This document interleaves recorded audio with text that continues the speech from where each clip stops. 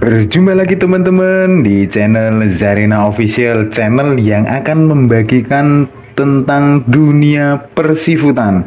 Oke, baik, ini di depan saya masih seputaran ikan tongkol lagi. Nah, kali ini di video saya sebelumnya ada pertanyaan dari salah satu subscriber saya bahwa Bang, bagaimana cara memilih ikan tongkol biar ikan tersebut kalau dimasak atau dimakan tidak beracun atau tidak menimbulkan alergi? Nah, baik, langsung saja kita bahas ya teman-teman.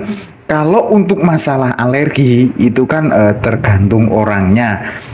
Kadang ada orang yang memang dia alergi gitu. Nah, kalau untuk masalah alergi silahkan konsultasi dengan pihak medis atau pihak kesehatan. Tapi kalau untuk memilih ikan yang seger atau tidak beracun itu saya akan membagikan informasi atau tipsnya. Nah, bagaimana tipsnya?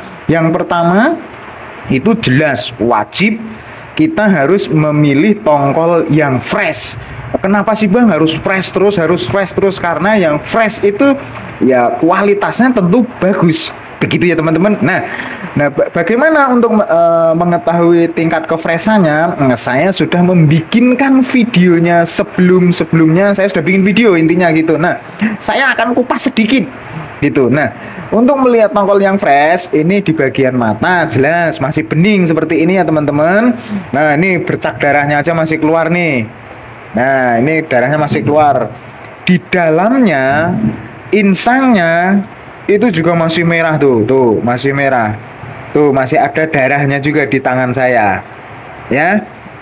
Dipencet-pencet itu dagingnya balik. Nah, kurang lebihnya seperti itu. Lebih lengkapnya silahkan tonton sendiri di video saya sebelumnya. Nah, dan yang kedua, biasanya yang membuat racun itu, nah, ikan tongkol ini kan makan makanan yang makan ikan juga. Nah, mungkin ikan yang dimasak maaf yang dimakan itu sejenis ikan buntal atau ikan-ikan yang beracun gitu. Nah, makanya teman-teman itu dibersihkan perutnya di sini. Ini kan di sini bagian perut nih. Ini dibelek pakai pisau. Gitu. Nah, dibersihkan sebersih-bersihnya ya teman-teman. Wah, ini di luar lagi hujan nih bikin konten nih, makanya ada suara petir. Tapi kita lanjut pokoknya. Ini dibersihkan. Nah, teman-teman kalau masuk ke pasar tradisional atau mungkin ke swalayan gitu, minta tolong untuk dibersihkan langsung gitu. Nah, nyampe rumah nanti bagian perutnya, intinya bagian ikannya, terutama di bagian perutnya itu cuci yang bersih. Usahakan menggunakan air hangat mendekati panas lah gitu. Badannya dicuci sebersih mungkin menggunakan air hangat. Nah, setelah dicuci gitu kan, ini untuk mengantisipasi biar lebih tambah safe atau lebih tambah aman. Nah, teman-teman bisa direbus dulu atau dikukus dulu ikannya. Lebih bagusnya direbus gitu kan. Kalau sudah air mendidih baru dimasukkan, rebus minimal 10 menit, maksimal 15 menit. Itu agar kotoran yang menempel ataupun zat-zat yang menempel bisa langsung keluar. Jadi begitu ya teman-teman. Nah, sehabis itu ya boleh teman-teman mau buat menu masakan apa ikan tongkolnya gitu. Nah, silahkan dicoba. Ini tips dari Zarina Official agar menghilangkan racun yang di dalam ikan tongkol tersebut.